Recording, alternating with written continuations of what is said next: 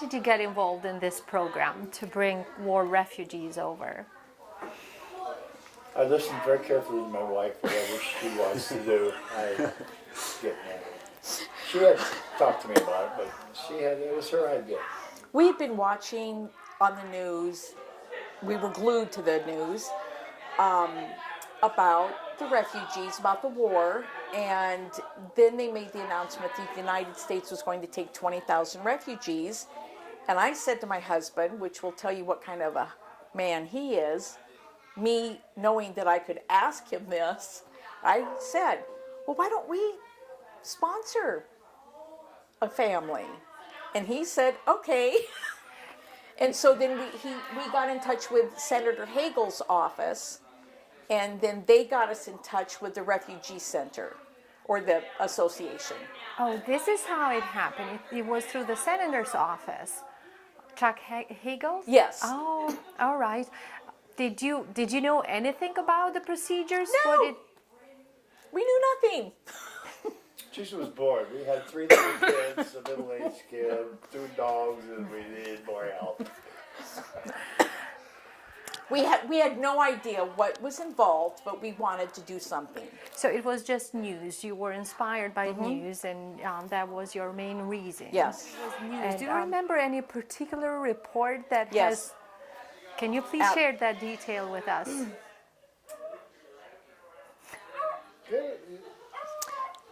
Well, it was the report. I apologize. Look for Kleenex. I left the interview to grab a few tissues. It was the neutral zone in Blanco. And can you please repeat this? I'm sorry. We had seen on the news that one day they were still. It was in the neutral zone. There were thousands of them, if I recall. Yes. Yes. And it was, and they were not to safety yet. But then, well, and then the next day, they were gone. The report was that. Yeah, they were gone, and initially they had the reports were they're gone, and they did not know where they had gone. So. And that was right there, that moment. It was your desire to invite someone close in your family to do something. How did it happen? How did that happen? Can you please tell us a little bit? What was it? A phone call? I understand that there was the office of the senator involved. But what did you guys do? Literally, it was Teresa did most of the legwork. She put herself on, got a hold of was it the consulate or? No, Chuck Hagel's office. Chuck Hagel's office gave us the name of a gal that was assisting in relocations. And Teresa contacted her and said we would. Oh, it was Lydia. Lydia. Yeah. And we were interested in hosting a family. And of course, it was our understanding that the family was, there was no definition of what a family was going to be. We were thinking it was 2 people, man and wife or whatever it is. And so we tell them part about and it kind of, we just put it on the back burner. They said, well, we'll get back to your names on a list. We didn't really expect it to happen. I didn't expect it to happen. How long did it take from that phone call till you received the next phone call to let you know that they're coming? Well,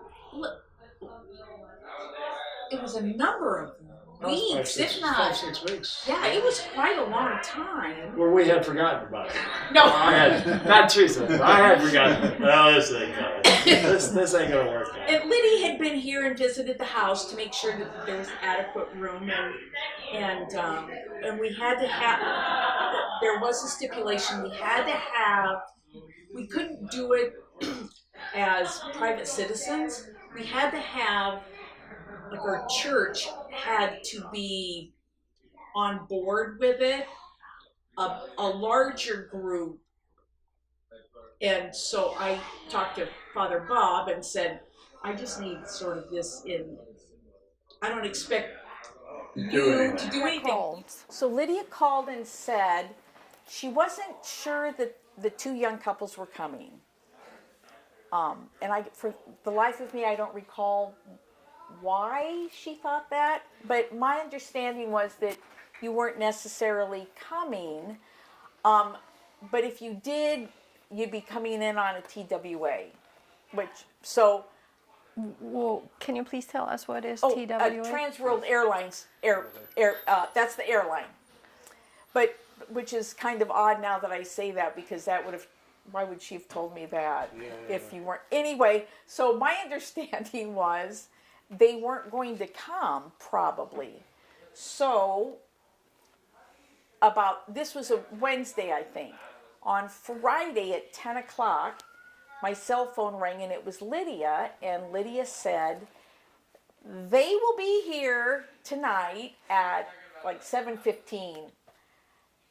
And actually, Joe was at summer school. I was in the hallway at his little school. I pulled him out of class. I'm like, we're going home. We raced home, got on the phone. Dick called some friends. We had to move all the kids into one bedroom and then get, because we just had twin beds upstairs, get double beds for each couple so they had their own room. And the kid down the street came up and mowed the yard, and we had people that went and got groceries. And so within 7 hours, we were ready to go. And then we went to the airport. While the Guinans in Omaha were getting ready to meet the guests, the couples were crossing the ocean via Greece, New York, St. Louis, with final destination Omaha. How old were you guys? Oh, don't even ask. Little bitty pup. Yeah, we're a little bit well, I was 21 and a half. They were. She was 18. But we flew to New York, and then, of course, all the way to New York. You got all the Albanian refugees. You're not afraid. You're not scared because there's so many of them. And then from there, they split in different groups. So all of a sudden, the big group just shrank. And then from there, from New York, we flew to St. Louis. We flew to St. Louis, and it was still a larger group. And then in St. Louis, actually, no, yeah, we did, but when we were flying to St. Louis, it was me and her. She could barely get her head up. And it was this lady, she was sitting next to me, so we started having conversation. We were speaking in English, and she asked me, she said, that was one of the experience that, she said, how did you learn English? And I said, I learned from movies and music with the eagle. Yeah, the eagle. What is the eagle? So I'll tell you the story in a little bit, but she said, so we started, and when we left there, she said, I'll make sure that you find somebody who will take care of you in St. Louis. And she gave me $20. She pulled $20 and she said, this is for you and your wife when she feels bad to go and watch a movie. And she'd sit with us until one of those guys who worked for the immigration picked us up to take us to our own airline, our own gate, I guess. And then, but when we split there, it was just us. It was just me, her, and the other couple. And that's when you really feel like, okay, Yeah, can you where are we describe going now? This is the end of the world. It's Did too you know- far. We don't know anymore what's happening. Did So- you know what was your final destination? Did you know that you No, were? we didn't know anything about Omaha. Teresa, her name, Teresa Guinan, to be honest, at that time on a book, because you're tired, you're everything, I didn't even think that's a person. I think maybe that's the name of like an organization. Like I didn't even know that's her name. So because we, you don't have that much information when you come from there. They come in, they tell you go in this date, blah blah blah, and then here's your paperwork, and you take all this bag. I have the bag still at home. You take the bag with a whole bunch of papers. Which one you're gonna look? It's like you don't respect. And I did speak some English. For somebody else, would have been just blank.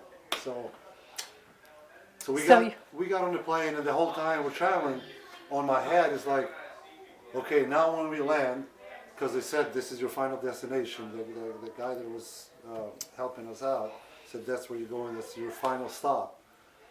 My whole mindset was like, okay, we're gonna get out and we're gonna sleep somewhere. So my train of thought was like, I gotta find a garbage can somewhere with the boxes of paper, so I can sleep somewhere, make a spot to sleep. So that was my whole, and she couldn't even get her head up. So I'm just going through this. My mind is running the whole time. And because the other couple was further back, and we're sitting there, and of course, first time traveling with airplane, everything is first time. So there's no phones, no computers back at that time. So when we got off the plane here in Omaha, we come out, and here's Mr. Dick, here's Miss Teresa, here's the kids with flowers, and there's reporters, and we're all like, what's going on? Like we have no idea. Miss Teresa, how did they know about the news reporters and the television, I local think television station? Lydia told them. Okay. Because it was just us and our kids that went. I understand that you had only 7 hours to think about them, but did you ever wonder how do they look? Or ever thought that, what am I doing? What are we doing? Inviting. Well, it's practically my sign language. How are we going to be talking? I'm thinking that could be maybe somebody speaks English. Yeah. It just never really. You never thought of any problems. Yeah. It's just like, let's just. We're just going to do it. It's just going to happen. So they appeared. What was your feeling? Oh, just so happy for them. And poor Fortesa was so tired and sick. And I kind of thought the reporters were intrusive and Pushy. yeah. And I know they wanted to get the story. Yeah. But they were just exhausted. So we just kind of swooped them out, got them in the car, and came home, and that was it. Yeah. Because you're tired, it doesn't compute, And he's always so joyful and so funny, and so, And I remember, and I tell everybody the story when he put his arm around and he said, "Come on, we gotta go," because the reporters were asking us questions. And I remember, I just told him, I told him over there, today when he put his arm, he's like, "Come on, let's go." And she picked up Fortesa, and we put in, and we, and Buster and Valbona, all four of us, we just went, and it's like, and you come home. You come home, you come in, and you're like, all of this. I mean, anybody can say, but I know, I didn't think of it not 1 second. Not 1 second would I have thought it would come to the house, to our own bedroom that they had made ready.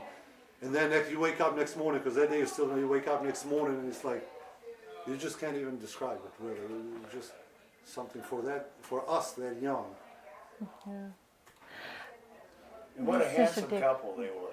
I wanted you to describe to me your first impression when you saw, besides being exhausted, what was it to have 4 foreigners in your house? Well, they were so young. I mean, it's like the age of some of our kids, practically. Yes, Meg. Yeah. I think the same age as me. Yeah. Yeah. So. Well, it was like having just 4 more kids, though. It wasn't, really. It wasn't a concern. And Teresa, you weren't working. You were staying home at the time. She was a stay-at-home mom, and I mean, she just couldn't find enough to do.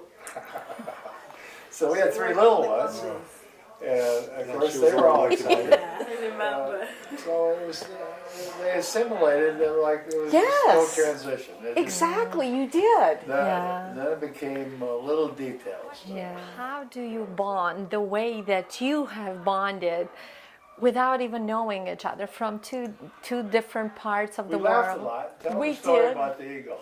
Yeah. They ask questions, we ask questions, like a lot of questions. You just keep going, like always, because they're interested, we're interested both. But we were talking one day, and it was they were asking about our flag. So I was trying to tell them our flag is an eagle anymore, and I could not Because I knew remember. it was a dragon. Yeah, and I could not remember the eagle. I spoke English, but I wasn't. So I could not remember the eagle, and I was trying to. And so I said, "Welcome to the hotel." And they're like, "Eagle." I said, "Yeah, it's an eagle." So I didn't get it. And he got it. Well, it was something like it, but I sing the song because I wanted to relate something, and then it's like eagles. It's like, yeah, that's what it is. It's an eagle. So, Yeah. it was every day or something like that. Like, from that time, Shumir, he always remembered. So of course it's harder for them. Easy especially for me because I did speak English, but that's. And Fortesa would cook, Yep, she put spits Yeah. on my wall. Oh my gosh, that was Eggs delicious. and peppers. Yeah. Really good. Yes. So it was. I think them being so young. It was just a natural fit. Yeah, it was a perfect fit. Yeah. And if you look back, this year's going to be 20 years this summer. What have you guys gained from this experience? Well, them and their family. They're part of the crew. This is why we have Thanksgiving. This is why they're here. And it was a good deal for us. Probably a better deal for us than it was for them. I mean, actually. Oh no, and that's see we. We both think we got a pretty good deal. It was a good